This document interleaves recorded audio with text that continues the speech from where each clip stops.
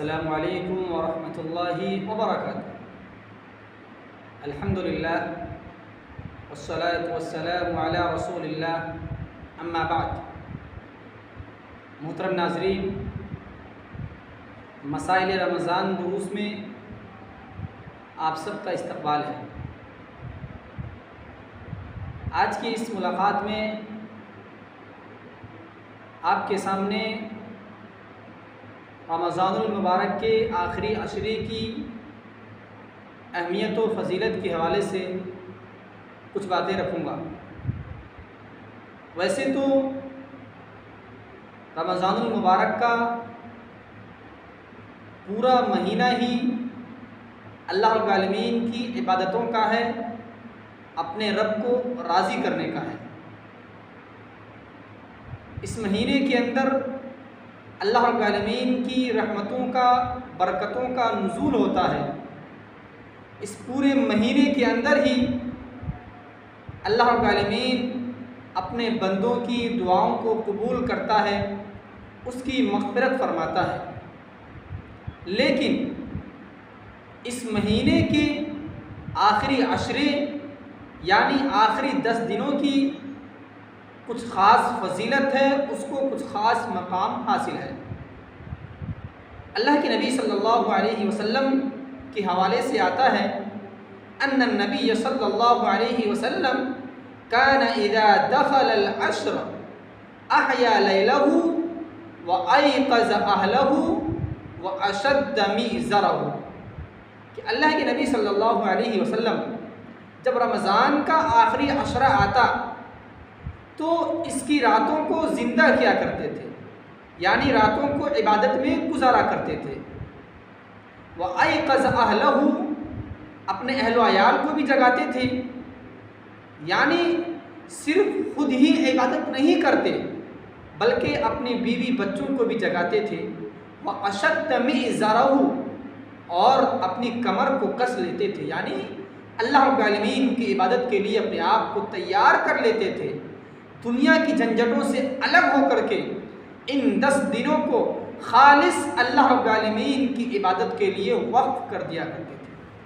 اسی طریقے سے ایک اور حدیث کے اندر اللہ کے نبی صلی اللہ علیہ وسلم کے عمل کو ذکر کرتے ہوئے عائشہ صدیقہ رضی اللہ تعالی عنہ بیان کرتی ہیں، کان النبی صلی اللہ علیہ وسلم یجتہد فی العشر الاواخر ما لا یجتہد فی غیرہا۔ اللہ کے نبی صلی اللہ علیہ وسلم جتنی محنت، جتنی عبادت، جتنی نیکی کے کام اس آخری عشرے میں ان 10 دنوں میں کیا کرتے تھے اتنے بقیہ ایام میں، بقیہ دنوں میں نہیں کیا کرتے تھے۔ تو یہ حدیث اللہ کے نبی صلی اللہ علیہ وسلم کا عمل ہمیں اور آپ کو یہ سبق دے رہا ہے کہ ہم بھی اس آخری عشرے کے آنے سے پہلے تیار ہو جائیں، کمر بستہ ہو جائیں۔ آج 19واں روزہ ہے اور آج سے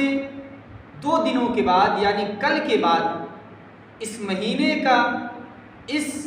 مہینے کے آخری 10 دنوں کی شروعات ہونے والی ہے۔ لہذا ہم سب کو چاہیے کہ ہم اللہ کے نبی صلی اللہ علیہ وسلم کی سنت پر عمل کرتے ہوئے اس آخری عشرے کو خصوصیت کے ساتھ اللہ رب العالمین کی عبادت میں گزاریں۔ فرض عبادتیں جو ہم کرتے ہیں وہ تو کرنا ہی ہے، اس کے ساتھ ساتھ ہم نفلی عبادتوں کا اہتمام کریں، جو سنت مؤکدہ ہیں اس کا اہتمام کریں، دعاؤں کا اہتمام کریں۔ اس کے علاوہ قرآن مجید کی تلاوت، راتوں کو جاگنا، شب بیداری کرنا، ان تمام نیک اعمال کو کرنے کی کوشش کریں۔ اور آپ کو بتاؤں اس آخری عشرے کی فضیلت اور بھی بڑھ جاتی ہے، اس لیے کہ اس آخری عشرے میں، اس آخری 10 دنوں کے اندر ایک ایسی رات ہے جو 1000 مہینوں سے افضل ہے۔ اللہ تبارک و تعالیٰ نے قرآن مجید کے اندر فرمایا لیلۃ القدر خیر من الف شہر، کہ شب قدر کی رات یہ 1000 مہینوں سے افضل ہے۔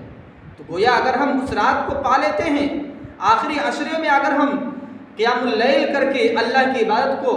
انجام دے کر کے اس ایک رات کو پا لیتے ہیں، شب قدر کو پا لیتے ہیں، لیلۃ القدر کو پا لیتے ہیں، تو یاد رکھیں اس ایک رات کی عبادت 1000 مہینوں سے افضل مانی جائے گی،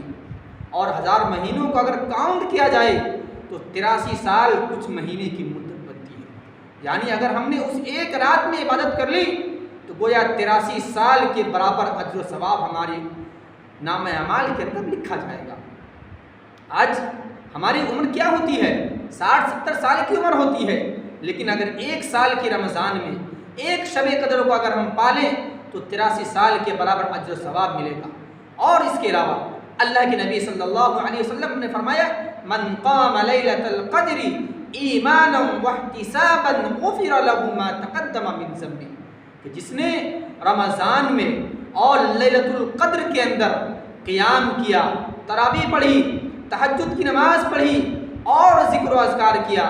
تو اللہ تبارک و تعالیٰ اس کے پچھلے تمام گناہوں کو معاف فرما دیتا ہے۔ شرط یہ ہے کہ ایمان کی حالت میں ہو، ثواب کی نیت سے ہو۔ ہم بوجھ سمجھ کر کے نہ کریں بلکہ دین کا ایک حصہ سمجھ کر کے ثواب کی نیت سے کریں۔ اللہ رب العالمین کی خوشنودی کی خاطر ہم نیک عمل کریں، شب قدر میں جاگیں، شب بیداری کریں، تہجد کی نماز پڑھیں، قیام اللیل کریں، دعاؤں کا اہتمام کریں اور ذکر و اذکار کریں۔ اللہ تبارک و تعالیٰ ہمارے پچھلے تمام گناہوں کو معاف فرما دے گا۔ تو لہذا ہم مسلمانوں کو چاہیے کہ اس آخری عشرے کے آنے سے پہلے تیار ہو جائیں، کمر بستہ ہو جائیں، دنیا کی جھنجھٹوں سے،